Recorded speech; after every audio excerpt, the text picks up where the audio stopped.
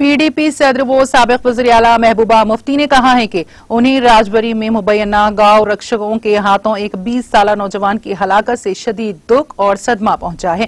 उन्होंने lieutenant governor Manoj Sinha से appeal की है कि वो इस मामले में मुलविस खातियों को सख्त से सख्त सजा दिलाए और मुतासरा खानदान का ख्याल रखे।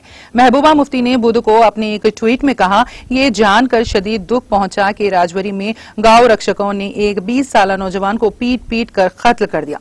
उनका मजीद कहना था, इस नौजवान ने अपने पीछे मफलूज वालिद और 3 बहनें छोड़ी हैं। ऐसे वाकयात जम्मू कश्मीर में पेश नहीं आते थे। मेरी लेफ्टिनेंट गवर्नर से गुजारिश है कि वो महलूकीन को सजा जरूर दें और मुतासरा खानदान का ख्याल रखें। बताया जा रहा है कि राजबरी से थाना मंडी इलाके से ताल्लुक रखने वाले एजाज अहमद नामी एक नौजवान को मुबैना तौर पर लोगों के एक ग्रुप ने उस वक्त पीट पीट कर हलाक किया है जब वो एक भैंस को अपने घर ले जा रहा था।